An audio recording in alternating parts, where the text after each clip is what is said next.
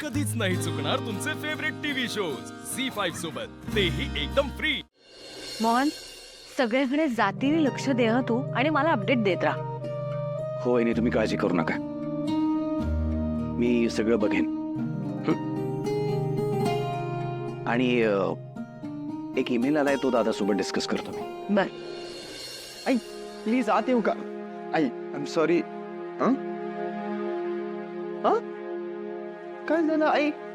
मोहन काका असा हसून का गेला? आणि आई तू पारू आणि प्रीतमला कुठे पाठवलंय? कुठल्या कामासाठी पाठवलंय? आई प्लीज मला जरा सांगाल का नक्की काय चालू आहे? आदित्य, आदित्य, तुला किती प्रश्न पडतात ना? अगं सतत दुसऱ्यांचा विचार करत राहतोस आणि माझ्याशी भांडत राहतोस.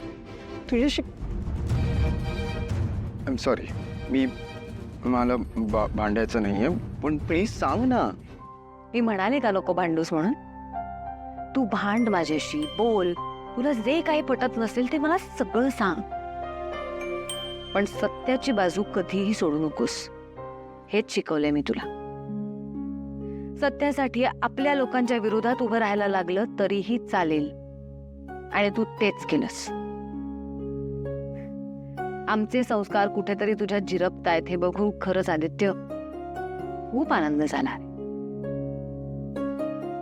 आदित्य, आता सगळ्यात महत्वाचा प्रश्न, तू खुश आहेस ना ह्या लग्नाबद्दल?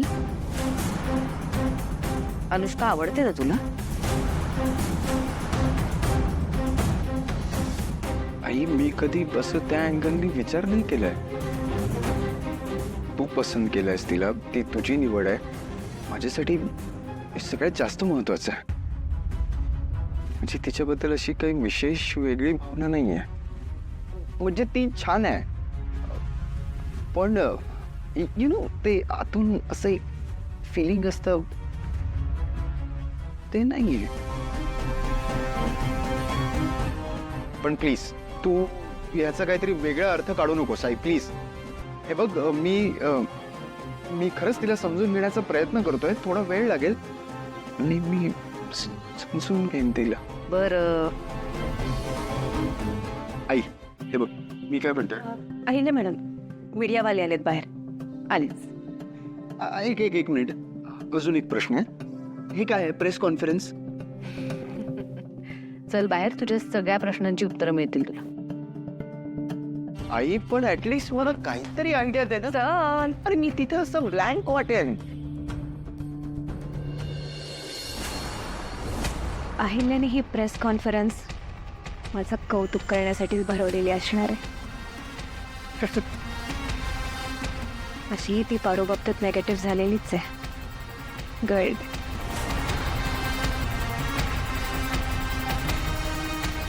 बापरे.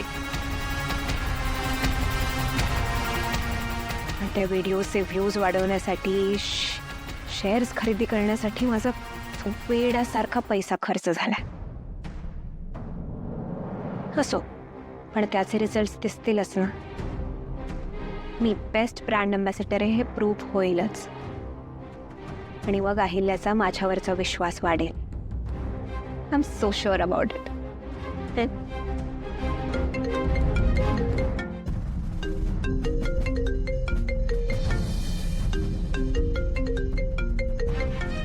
अनुष्का मॅडम, अहिल्या मॅडमनी तुम्हाला बाहेर प्रेस कॉन्फरन्ससाठी बोलवलंय. आलेच.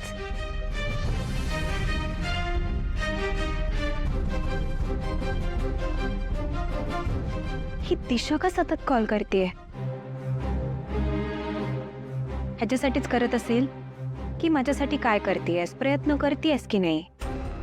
आता हिला कसं सांगू की मी किती प्रयत्न करतेय ते? नाही, ही आज तुझा कॉल उचलणार नाही.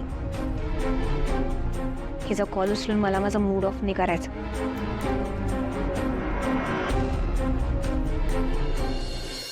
अनुष्का, तू माझे फोन न उचलून अजिबात बरोबर केलेलं नाहीयेस. पण एक लक्षात ठेव, ही दिशा अजून संपलेली नाहीये. बसा. मॅडम अलीकडेच ब्रँड अँबॅसेडर चेंज करण्यासाठी तुम्ही प्रेस कॉन्फरन्स घेतली होती. आता एवढ्या कमी कालावधीमध्ये लगेच दुसरी प्रेस कॉन्फरन्स घेण्यामागे आपला काय हेतू आहे? आज एक महत्वाची घोषणा करायची आहे. अनुष्का आणि माझा मोठा मुलगा आदित्य त्या दोघांचाही साखरपुडा होणार आहे 27 जानेवारी पासून.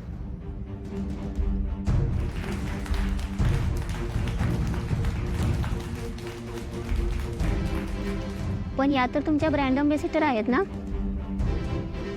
अनुष्काला लोकांनी ब्रँड अँबॅसेडर म्हणून ऍक्सेप्ट केलं नाहीये हे मान्य आहे मला. पण मॅम आता त्या व्हिडिओजचे व्ह्यूज वाढतायत, लोकांना तो व्हिडिओ आवडताय. तुम्ही प्लीज आता करंट स्टेटस बघा ना त्या व्हिडिओचा. ते सुद्धा बघितलंय मी. पण लोकांचा ह्याला इतका नेगेटिव्ह प्रतिसाद आणि कंपनीवर ह्या सगळ्याचा परिणाम होतोय की काय असं वाटत असतानाच मला आनंद होतोय हे सांगायला की ह्याचा कंपनीवर काहीही परिणाम झाला नाही आणि वेळेत सगळं सावरलं. आणि आता ज्या महत्त्वाच्या घोषणेसाठी किंवा ज्या महत्त्वाच्या अनाउन्समेंटसाठी मी तुम्हाला इथे बोलवलंय, ही प्रेस कॉन्फरन्स घेतलीये, ते सांगते. बाप रे, वहिनी पण सस्पेन्स ठेवतात म्हणायच्या. म्हणजे मला वाटलं होतं फक्त साखरपुड्याची घोषणा करणार आहेत, पण नाही, अजून काहीतरी आहे.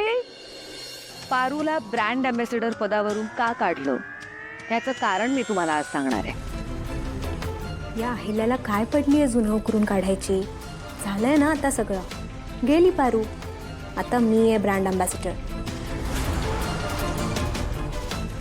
काही दिवसांपूर्वी पारूवर काही गुंडांनी शाई फेकली, तिला त्रास दिला, ती घाबरली. आदित्यने त्या गुंडांसोबत रस्त्यावर जाऊन मारामारी केली. हा प्रकार खरं तर मला अजिबात आवडला नव्हता. म्हणजे किर्लोस्कर कंपनीच्या सीईओनी रस्त्यावर उतरून गुंडांची मारामारी करणं, तो व्हिडिओ व्हायरल होणं, तो काळ अतिशय त्रासदायक होता. पोलिसांनी त्या गुंडांना अटक केली, पण त्यांच्यावर ठोस अशी काही कारवाई झाली नाही. शिवाय अनुष्कानी माणुसकीच्या नात्याने त्यांच्या सगळ्या उपचाराचा खर्च केला. त्यावेळेला आम्हाला जे योग्य वाटलं तेच आम्ही केलं. पण गोष्ट इथेच संपत नाही. एका निष्पाप मुलीवर भर रस्त्यात कोणीतरी शाई उडवतं आणि आपण त्याबद्दल काहीही करू शकत नाही. ह्यासाठी माझं मन मला खात होतं.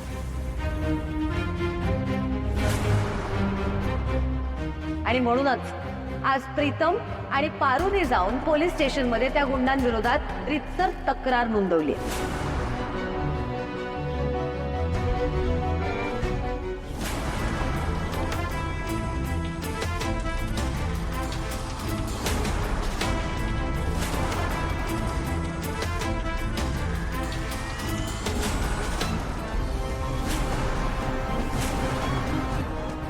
हेच ते गुंड.